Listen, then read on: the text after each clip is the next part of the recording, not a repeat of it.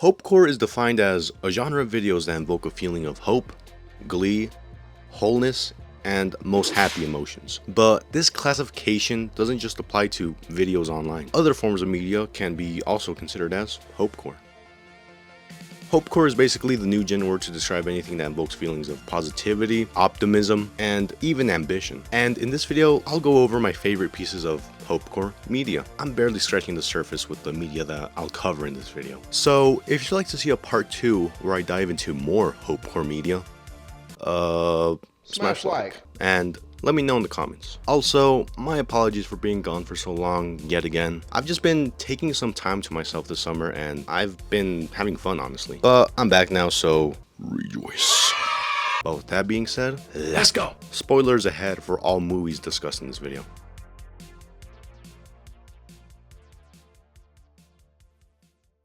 Paddington 1 and 2. These movies are very wholesome and all vibes. These movies are like reading a children's book, but in a good way. You stupid. It's impossible to hate these movies. Everyone and their mother loves Paddington. Despite these movies being tailored more for kids, these movies are very funny. Shockingly so. There aren't many, I guess you could say, kids jokes in here. Yes, there's a lot of slapstick humor, but there's never any of that cheap humor that insults the intelligence of the viewers, adults and children. Did you say toot fart? I did not. I said too far. Toot fart? But speaking of the slapstick humor, almost all of that slapstick humor comes from Paddington's clumsiness. And I won't lie, for me at least, Paddington at times is a little annoying with how clumsy he is. His clumsiness kind of reminds me of Jar Jar Binks. But to be fair, Paddington himself isn't annoying at all. Unlike Jar Jar Binks, his voice isn't annoying, his appearance isn't disgusting, and he's a kid, so the clumsiness, I feel like, works for Paddington overall, although at times I did get a little sick of it. The first movie is all about making a home no matter where you go, finding a family, but the second movie is about finding the good in people everywhere you go, and I love the second movie. In this movie, Paddington remains his wholesome, true self even when placed in jail unjustly. Paddington stays authentic and wholesome as ever no matter where he goes, and this inspires the other prisoners to come together. His authenticity and wholesomeness brings everyone together, and Paddington eventually gets his good karma as the prisoners end up helping him escape to clear his name. The message of this movie is as simple as be kind to others and stay true to yourself. These movies are very simplistic in nature, simple characters, simple conflicts, but that gives you the chance to relax and vibe with the characters and all the antics that occur. These movies, especially the second one, simplify the complex concepts of morality and redemption, obviously so kids can enjoy these movies, but the execution of the simplification of these themes is masterfully done, so it doesn't come across as stupid kids movie slop. Paddington is everything but stupid kids movie slop. It's very charming and very endearing, which is why everyone loves these movies, kids and adults. Unlike other popular IPs that are adapted to live action, these movies stay true to what made the original source material good. This is how you adapt children franchises into movies. Just because it's a kids movie doesn't mean it has to be stupid. The greatest pieces of children media ever made follow this rule. Mr. Rogers' Neighborhood, Sesame Street. I've never watched a single episode of it, but Bluey, so I've heard. All of these shows have a lot of important concepts simplified for children. Simplified, but not diluted. And Paddington most definitely falls into this category of great media for children, but also great Hopecore media. Adults and everyone in general respects these pieces of media despite them being for children. You think anyone respects garbage shows like Cocomelon? Maybe I'll make a video in the future going more in depth into this topic of children media. But yeah, these movies are great.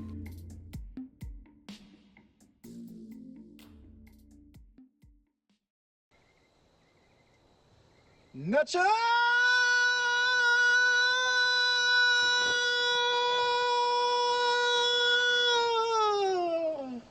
Nacho Libre. Now, this is epic.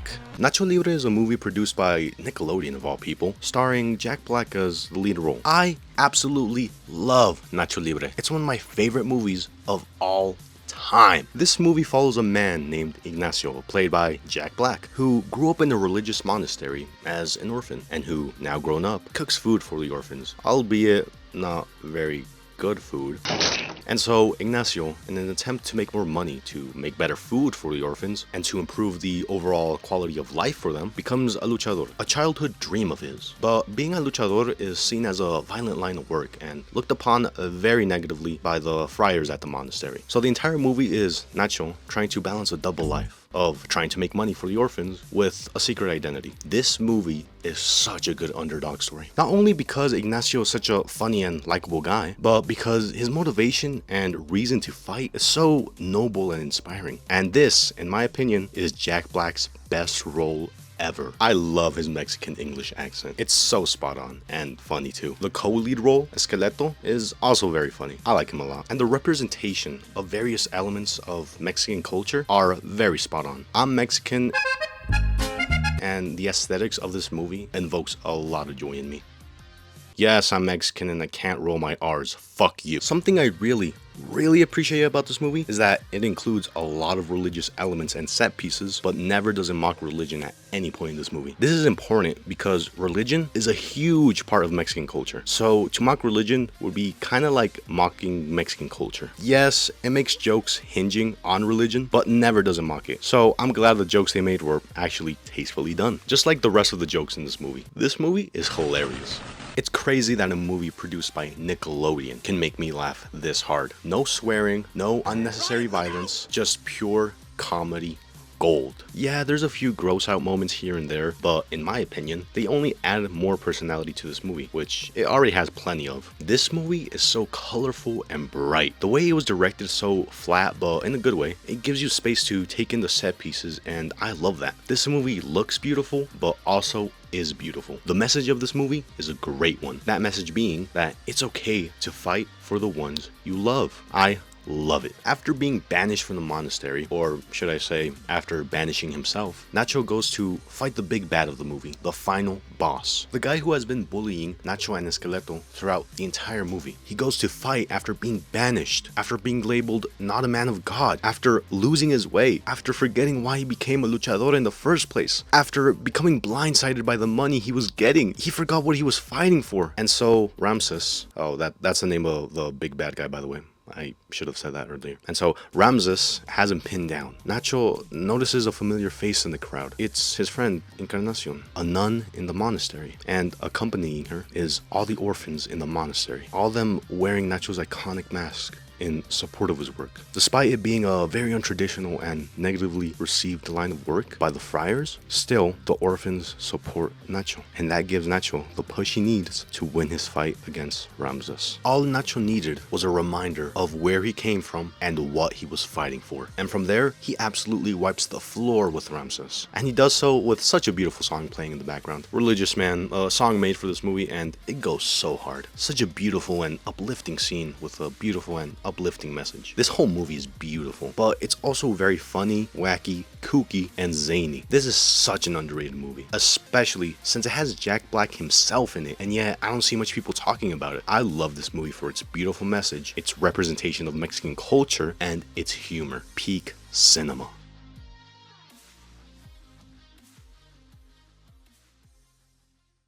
Kanye's graduation trilogy. It's very ironic that I'm talking about Kanye West in any capacity in a video all about Hopecore media because, well, come on, it's Kanye. Yeah, Kanye sucks. But let's rewind the clock a bit to a simpler time. Let's turn back time to the good old days. I'm talking about Kanye's first 3 studio albums: The College Dropout, Late Registration, and Graduation. All 3 of these albums are absolutely phenomenal. Now, there's definitely a conversation to be had about separating the art from the artist, and here's my take. Good art is good art. And it's clear that Kanye nowadays isn't well. He's desperate for attention. He's pathetic to the point that nothing he does really bothers me personally. Not because what he's saying or doing isn't bad. No, he's saying and doing absolutely horrible things, and I condemn it. Everyone should. Don't get it twisted. It's just that the things Kanye is doing, it's all so clearly a sad, pathetic attempt at attention that I don't think is worth tweaking out about at all. He's just a pathetic, sad worm on Twitter. Rage baiting people,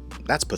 And can you really take something as pathetic as that seriously? He just wants engagement. Compare that to, and stay with me now, compare that to someone like Drake, who has been accused of grooming. Someone who doesn't do the things he does for attention, but rather because he genuinely is a disgusting man-child, doing actual tangible actions from a place of perverted intent. In a world in which alleged creeps like Drake exist and do their malicious behavior out in the open, do you really think that Kanye barking like a chihuahua in his own little corner, desperate for attention, is something we should really be focusing on? Do you really think that's where our focuses should be on? Just a little food for thought. I got a little sidetracked. Anyways, the Graduation Trilogy. I put these albums in this video because no other albums that I've heard in my entire life have ever invoked so much hope, warmth, and above all, ambition than all these albums. Yes, many themes on these albums aren't really meant for my Mexican ass, especially on College Dropout and Late Registration, but there is still a lot more value I can take out of these albums. The College Dropout. This album has so many vibe songs. Oh, and also, these albums can be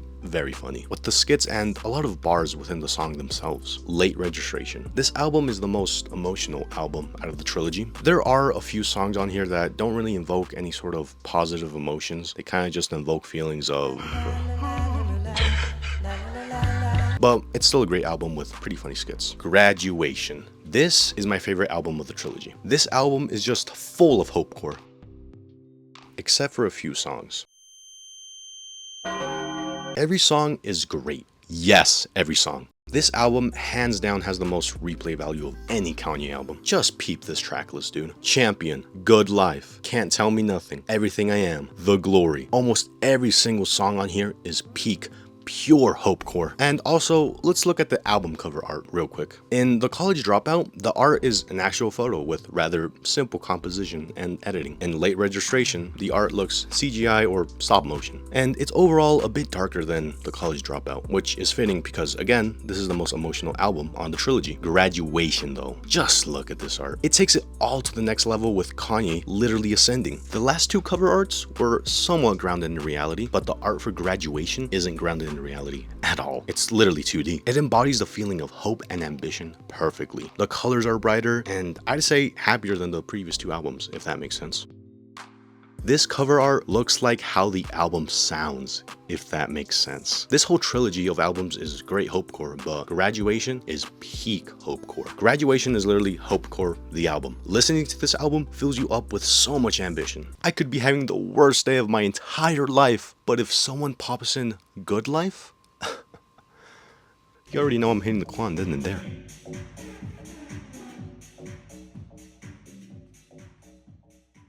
Sanrio. I'll keep this segment short as I believe that my passion for Sanrio deserves to be spaced out across multiple different videos, or maybe in its entirely own video. But yeah, I love Sanrio and the message of its brand. Sanrio, for those who somehow don't know, is the brand that Hello Kitty is from. So you've most definitely heard of Sanrio. Sanrio has a lot of other characters aside from Hello Kitty though. You want a penguin? Boom, you have one. You want a sheep? Boom, you have one. You want a frog? Boom, you have one. You want a dog? You want another dog? You want another dog? Yeah, Sanrio has a lot of characters. This franchise is so wholesome, it's impossible to hate this franchise. This franchise is all about being kind, being loving, having fun. That's it. There has been countless pieces of media made by Sanrio that I consider to be Hopecore media, as all these pieces of media really just follow Hello Kitty, having fun with her friends and all of them just vibing and being kind to each other. As stated before, this whole brand is about being kind and having fun. That's what Sanrio is all about. So yeah, this whole brand is absolutely Hopecore. I love it. But what I don't love is just how much Hello Kitty posers exist. It's crazy the amount of people who rep Sanrio stuff just for the aesthetics. It might sound like I'm gatekeeping here, but first of all, Sanrio was one of the most popular brands and franchises on Earth, so how can I be gatekeeping? And second of all, it's not that I'm complaining about more people getting into Sanrio, it's that I'm complaining about the people who like it just because it's a trend. That is so lame. That's also a big reason why I personally hate Labubus. It's all just a trend to save face. You're not buying Sanrio merch because you genuinely like Sanrio. No, you're buying them because it has value to other people, because it's a trend and you want to save face. If the merch has value to you because you love the brand, then buy it, collect it, whatever. But if you're buying from the brand because that's what the crowd is doing, I'm sorry, but that's just so lame. And what's even worse is that sometimes these posers turn out to be the worst people you've ever met. It's pretty ironic. There's a reason for the Hello Kitty girl stereotype. How are you gonna rep Sanrio and Hello Kitty while living the exact opposite lifestyle that that brand stands for? You know, kindness, empathy towards others and yourself? You're a walking contradiction. Again, I'll talk more about Sanrio and its posers in future videos or just one single video. So let's just move on to the last piece of Hopecore media for this video.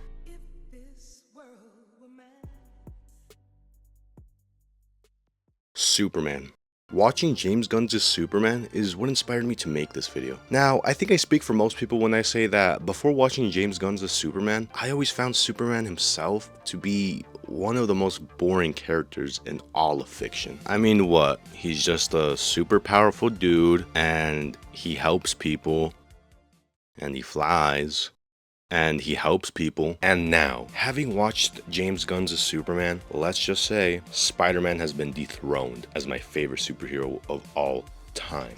I love Superman now. This movie put me on Superman as a whole. This movie not only has good writing, good characters, and it's just good overall, but it also has aura farming and hype moments. Superman saves a squirrel. He doesn't want to kill the kaiju. Good gosh, there's gotta be a better way to do this. He turns himself in for Crypto. Clark's talk with his dad telling him how proud he is of him. The scene in which the people of Jahanpur chant Superman's name with the kids posting up the flag of his symbol. The bridge scene. Oh my goodness, the bridge scene. Superman's monologue, which I think about every day when I wake up, and the ending with Superman being soothed by footage of his real parents with that punk-ass song playing in the background. Peak cinema. Every scene is elevated tremendously by the score. This movie is phenomenal. Straight up, at so many parts in this movie, I was tearing up, guys. Objectively speaking, maybe it's not the best movie ever made, but based off of merits, based off of what it represents, based off of the time in which this movie came out in, based off of the hope and optimism that this movie invokes in the viewer, based off of what this movie is, this is easily top 10 comic book movies of all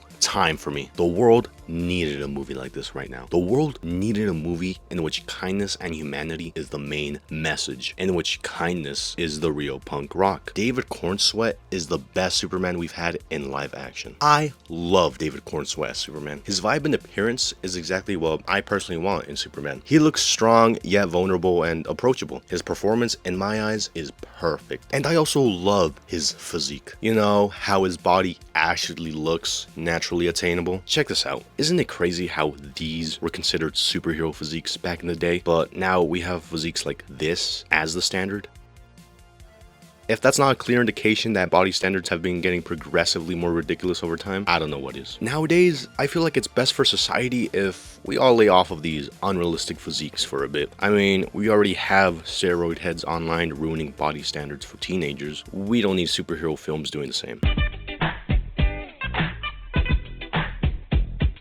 This Superman is perfect. His physique is perfect, and his suit is perfect. Having silly red trunks to be more approachable, having the look of being homemade, I don't know, almost like his mom made his suit or something. It's bright, it's silly, it's what Superman is. I feel like a big reason why, for the longest time, many people, me included, found Superman to be boring was thanks to the DCEU. Listen, Henry Cavill is an amazing actor, but he was dealt a horrible hand with this iteration of Superman. This isn't Superman. This is. Everybody okay?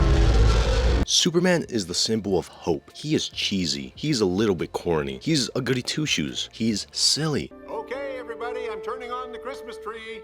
Pa, that's my job. Superman saves squirrels. That's what Superman is. But I'll tell you what Superman isn't. He isn't dark, he isn't stoic and unbothered, he doesn't look miserable all the time. Superman does not aura farm instead of saving people. Superman isn't a god or even a man with a god complex. This is not Superman. The DCEU and the Snyderverse has done irreparable damage to DC as a whole. There are actual human beings out there who think that DC is inherently dark and grim and should be that way, and that the new Superman movie is trying to rip off Marvel. Tell me you only know DC from the movies without telling me you only know DC from the movies. Hopefully this new DCU will repair some of that damage done to the DC brand. Honestly, as it stands right now, I'm more hyped for DC movies than I am for Marvel movies. Obviously, I'm hyped for Doomsday and Secret Wars, but after that, what? More X-Men movies? Wow, we haven't seen that before. No, I'm excited to finally see a good Green Lantern movie. A world's finest movie in which Superman and Batman actually get along and are friends. That's what I'm hyped for. Not the 10,000th X-Men movie or the 10,000th Peter Parker Spider-Man movie. Okay, I'm just yapping now. Back to the Superman movie. Yeah,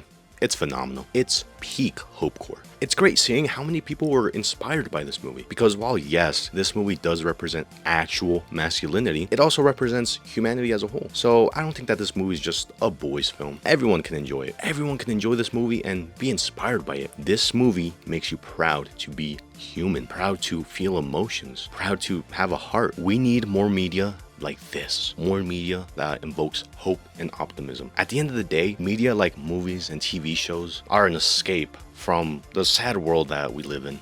They say that the best art comes from places of pain, but Hopecore media like this just proves that that isn't always the case.